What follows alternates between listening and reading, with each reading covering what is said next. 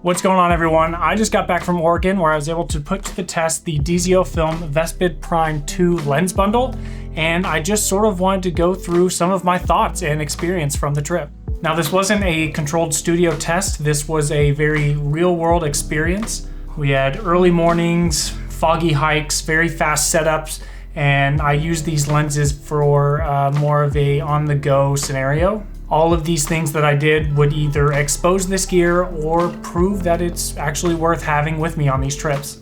And instead of getting super technical, I'd rather kind of just talk about my experience. I'm not going to show you any measurements or charts of how these lenses worked, more so the content that I created with it and how I felt while using these lenses. Because at the end of the day, how everything feels when you're shooting is actually kind of what matters most, for me at least. When testing these lenses, I did not get, nor did I want, perfect conditions. Oregon is a very unpredictable place. Sometimes we had light rays coming through the trees, and then 5 minutes later we would get destroyed by a thunderstorm.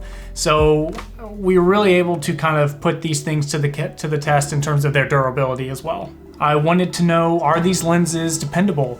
Would they inspire me? And would they achieve all of the goals that I would set when I'm normally on a trip? One of the most important things for me was, were these lenses going to be super sharp or give me more of that cinematic, very funky, character-filled vibe that I normally go for with my videos? Though I wasn't able to use the original Vespid lenses, they had quite the reputation. I have used Typoc Samara C lenses before. That is the sister company of DZO Film, and they are full of character and they're super small. So I had a great time using those, and I really kind of wanted to compare these to those a little bit. First of all, let me say that DZO Film did send me these lenses to review.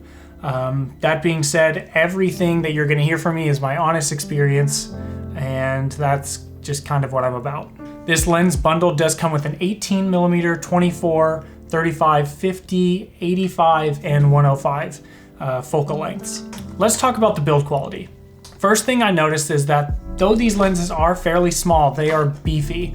They are quite heavy when using them with the Canon R5C or Canon C50, which is the camera that I used on this trip. They feel really solid in my hands. They feel like true cinema lenses. They're beefy, but not overly heavy. I never felt like I was fighting with them when I was trying to get them on and off my camera or hiking. I normally shoot on a tripod, so keep that in mind, but I was doing a fair amount of handheld shots as well. I'd say my biggest complaint about these lenses is that they are a PL mount, and I know that most videographers would completely disagree because it's a very versatile mount, but for the converter, when you add the converter to it, it makes the lens significantly bigger. When I was using the Typoc Samara C, I was able to use this converter right here. So as you can see, that is quite the difference between these two converters. Not that it's a deal breaker for me, I just seem to notice these things more because I prefer a very run and gun setup. This did make it a little more difficult when I was trying to swap lenses, as every time I would do it, instead of just being able to click in and twist, you really have to set it in there and then twist this side of it too, which I'm not used to that, especially with something that's already gonna slow me down being a manual lens. But it was something that did slow me down a little more than I was hoping for. That being said, it never made me miss a shot. I tried not to adjust the lenses that I was using very often because I wanted to be able to see the image quality if I ever had to crop in when I was editing later on. But overall, these things just feel super well built. They're not fragile. I don't see any plastic on them at all besides the cover. They gave me confidence that if and when I do drop them, they're going to probably be just fine, especially considering I always have a front filter on them. Let's talk about the colors and textures that we sort of pulled from these lenses. The forests in Oregon are super lush. They're full of very deep greens, dark, soft browns, and I was really wanting to capitalize on that when shooting on this trip. These lenses put out really impressive color. Nothing was overly saturated. I was having an easy time exposing and making sure that I never lost any color cast. I never felt like I had to switch my white balance with every scene that changed because everything just looked good. All of the colors just felt very natural, which is something that I look for. The greens didn't feel radioactive. They were soft, deep. The skin tones weren't shifting weird when I was changing in certain lights and had different backgrounds. The image just had this very healthy balance of clean without being sterile. Sharp, but not overly clinical. These are definitely more clinical than the Thightbox Samara C lenses that I've used in the past. There was a beautiful fall off in the highlights to where if I had my subject a little backlit, it didn't feel like I was losing any dynamic range from it. It didn't feel harsh or organic or overly digital. It felt soft and natural. And that was really important to me when doing this overall shoot and lens test, is that I didn't want it to feel like I was doing a lens test. I wanted it to feel like I was just telling a story, and this was the tool that I was using to tell it. When we moved off to the coast, that's when things really got interesting. You've got bright skies, reflective water, and a lot of dark shadows in your foreground, so you really need a lot of dynamic range, and I thought these lenses featured that. I thought the contrast was very soft, and I never lost any information in my shadows. The highlight roll-off felt very cinematic, and I didn't struggle with clipping highlights almost at all. The lenses don't have a ton of lens flare. It's very controlled. You can get some when you want it, but you're not going to accidentally get some when you don't want it. One thing I definitely appreciated was the consistency between the different focal lengths throughout the set. Whether I was using the 18mm or the 85, the image felt very much the same, just a lot more compression and crop, obviously. It never felt like when I was changing from a wide angle to a more compressed lens that I was changing character necessarily. It was just changing lenses. Everything just felt cohesive. And that's really important when I come back home and I start editing the footage, because having that cohesive look allows me to copy and paste my LUTs throughout editing. I wasn't fighting a ton of color differences or color casting shifts or anything that, I would normally deal with if I was switching from like an RF lens to this one. Everything felt like it was actually in the same ecosystem. For narrative work, commercials, more storytelling based projects, that's really important.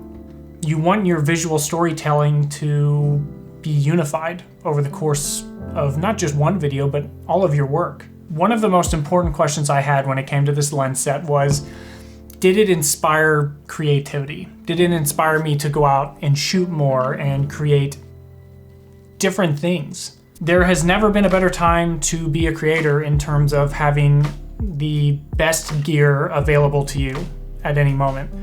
And I think just finding the gear that inspires you is equally, if not more important, as finding the gear that is just has the best features. Being able to use these in more quick environments was also just really important to me, because having to slow down or disturb my overall process could hurt my creativity, and these didn't do that. Once I got past the learning curve of using a manual focus lens over an autofocus lens, it was kind of smooth sailing from there. And when your tools kind of disappear like that, you're free to experiment more and focus on your craft. I might have found myself trying new and different compositions simply because I trusted that the tool could get the job done without having to think about it. That trust builds momentum throughout your creative process. So, who do I think that these lenses are for? If you're like me and you're very much a social media content creator and you're looking to step away a little bit from more of the autofocus lenses to get more unique and more character-filled imagery, then maybe these are for you. If you're an indie filmmaker and you're wanting to step into a full lens set that gives you a more cohesive look, maybe this is the bundle for you. If you're wanting an approachable lens set as a commercial videographer and you're wanting something that gives you a professional level quality at an affordable price, this could be for you. These don't feel like a niche specialty lens set to me. They feel like a great option for a variety of shooters. Are there downsides? Yeah, they're manual focus lenses. If you're not used to that, there's gonna be a learning curve there. If you're coming from sharp, lightweight, very clinical photography lenses, this is gonna feel a whole lot different, but in a really good way. They're larger, heavier, they require a little more attention to detail. But if you're operating with that mindset and then that ecosystem, there's no drawback really to these. And for me, the trade-off of having to slow down is definitely worth it in getting a more consistent but character-filled image. After using these for a week in unique conditions and beautiful conditions, here's my takeaway of these lenses. They're dependable, they're consistent, and they're durable. They have character without being distracting, and they make your footage cinematic but also intentional. I didn't come back from Oregon thinking about tech specs. I came back thinking about the shots that I took and the memories that I made through them.